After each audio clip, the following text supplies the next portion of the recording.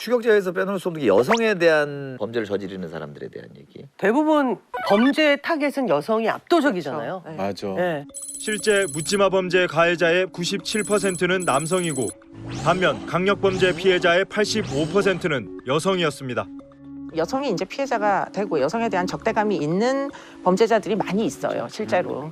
그리고는 이제 유영철 같은 경우에도 체포되어서 경찰서 들어가면서 뭐 몸간수 잘해라 이런 얘기 했잖아요. 뭐 그게 사실은 여성에 대한 혐오일 수도 있는 거거든요. 그때 2년 전에도 강남역 화장실 살인 사건 등을 보면 여혐 범죄다라고 얘기하는 분들도 많았잖아요. 그런데 이제 그 어휘를 쓰는 순간에 범죄학 이론에서 보면 낙인 효과라는 게 있거든요.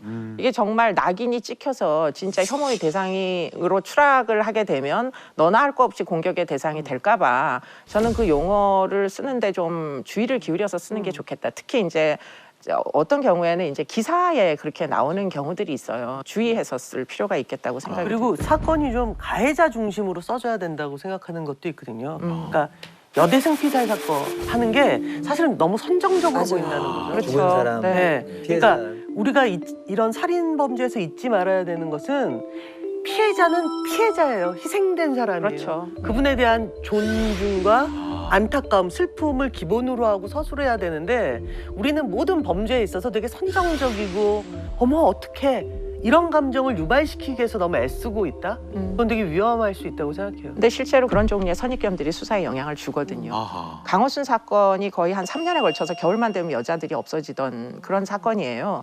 그런데 실종 신고가 막 되고 그런데 저 같은 연령대의 아주머니들이 없어진 경우는 언론에서 조명을 안 해가지고 수사가 지지부진하게 되고 여대생만 없어지면 그냥 언론에서 보도를 하고 수사력이 막 투입이 되고 이래가지고 결국은 뭐 몇 명의 피해자가 있고 두 번째 여대생이 실종됐을 때 언론에 크게 보도가 됐을 때 검거된 사람이 강호순이었거든요.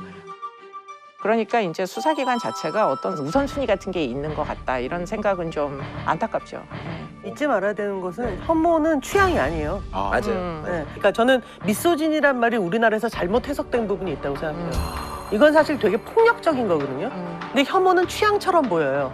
그 우리가 혐오해도 되는 건 뭐냐면 못 먹는 음식에 대해서는 혐오해도 돼요. 아하. 근데 그게 아니라 사람에 대해서 어떤 풍습에 대해서 어떤 생활 환경에 대해서 혐오하는 것은 그것은 취향이 아니라 폭력이라는 걸 잊지 않으면 네.